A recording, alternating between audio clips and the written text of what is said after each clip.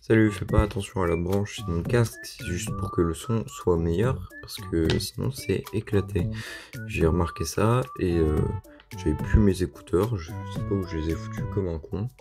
Alors, aujourd'hui je vais te parler de mon expérience avec le poids de corps. Ça fait 2 ans que je m'entraîne quasiment 5 à 7 fois par semaine et ça fait depuis un mois que je vais à la salle, même pas un peu moins. Donc les résultats physiques sont principalement dus au poids de corps, je dirais 95%. Du coup, je vais vous expliquer dans cette vidéo comment vous faire un entraînement de zéro. Si vous êtes comme moi ou à mes débuts, une larve qui n'arrive pas à faire une pompe, et passer d'un niveau un peu plus convenable. D'abord, je vous montre les exercices à faire, ce qu'il faut faire, puis après je vous montre les erreurs que j'ai faites avec ces exercices-là.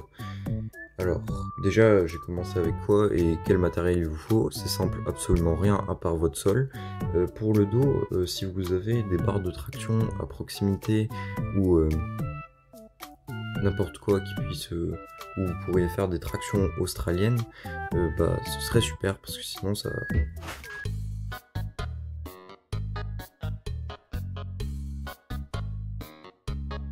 Pour votre dos, il faut faire des tractions ou des tractions australiennes. Si vous n'avez aucun support, il faudra acheter des élastiques. Il y en a des bandes de résistance plutôt. Parce que si vous faites pas le dos et que vous travaillez principalement les pecs en faisant des pompes, vous aurez des soucis. Un geste parfait vaut mieux que 100 mal exécutés. Donc bon, pesez le pour et le contre.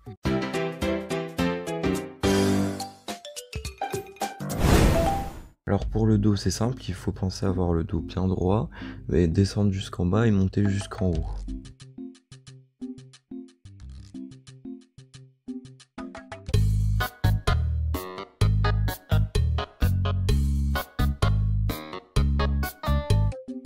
Ne pas faire d'angle à 90 degrés parce que déjà ça nique les articulations et qu'en plus les pompes sont mal faites. Du coup il faut mettre ses bras dans la position où je vous montre là maintenant tout de suite. Bon, pour les levées de jambes, faites pas attention, j'ai eu du mal à trouver un bon angle. En même temps, c'est super chiant dans ma chambre. Y a rien pour tenir mon téléphone. Alors pour les levées de jambes, le dos légèrement décollé du sol. Faut, avec les mains à plat dessus, il faut monter le plus vite possible et descendre le plus lentement possible pour de meilleurs résultats. Alors, quelle belle vue vous avez là maintenant.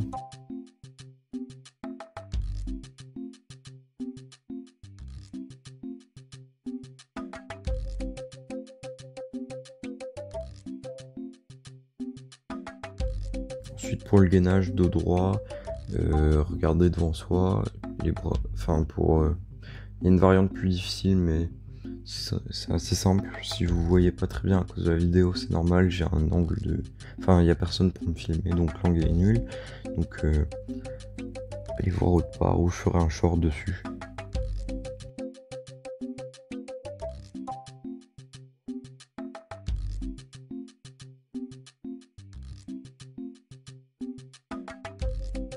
Là pour les Superman, il y a deux versions. La première où on lève que le haut du dos,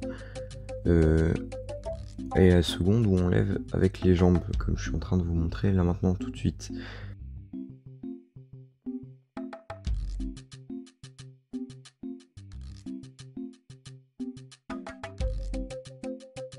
Pour les squats, déjà je préconise de s'échauffer bien, d'ailleurs pour tous les exercices. Et ensuite, le meilleur je pense c'est le squat profond, enfin il faut bien tenir le squat. Ça se voit pas trop bien sur la vidéo et c'est assez difficile à expliquer. Mais gardez le dos droit, descendez jusqu'en bas, montez jusqu'en haut. Pour les squats explosifs, un peu comme les levées de jambes, il faut descendre le plus lentement possible et sauter le plus vite possible. Et c'est tout. Alors pour le pistol squat, alors il faut, c'est un squat normal, c'est juste qu'on le fait à une jambe, tendez juste la jambe que vous utilisez pas, et c'est un niveau assez avancé, et en plus il faut bien s'échauffer, sinon vous risquez de vous blesser.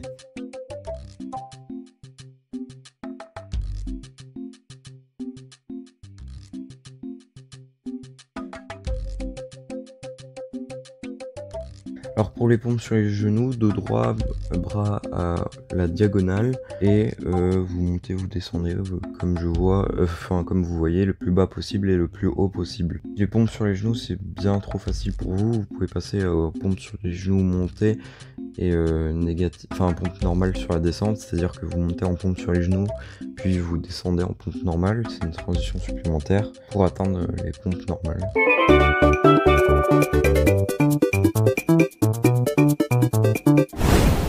Bon, alors c'est simple, vous faites les max de chaque exercice que je viens de vous montrer. Si vous n'arrivez pas à faire les abdos, vous faites les crampes. Si vous arrivez à en faire plus de 30, ça n'a aucun intérêt de les faire normalement. Faites des levées de jambes ou des crunch câlins. Je les montrerai dans une autre vidéo. Voilà. Pour revenir les gens. Alors, il faut faire ces max, c'est-à-dire le nombre maximal d'exercices, enfin de répétitions que vous arrivez à faire par exercice. Donc, en gros, pour les pompes ou les pompes sur les genoux, si vous n'êtes pas encore, vous faites, si vous arrivez à en faire 10, vous faites des séries de 7 avec 1 minute 30, 2 minutes de repos. Alors, un des conseils que je peux vous donner et qui vous aidera le mieux, c'est de tenir un carnet d'entraînement. Voici le mien. C'est un nouveau, hein, du coup, parce que j'ai rempli l'autre. Du coup, vous faites un truc dans le style suivant ce schéma, vous faites les exercices et il faut d'abord un entraînement écrit, comme ça vous permettra de, si vous avez un peu marre, de vous surpasser, c'est-à-dire oh non, je vais faire que 10 pompes en plus, alors que si vous en avez 20 de plus à faire sur votre entraînement, vous allez les faire des jeux de 2, c'est une sorte de trophée, parce que quand vous l'avez fini, c'est bien, on se dit j'ai tenu, donc ça fait augmenter sa confiance en soi.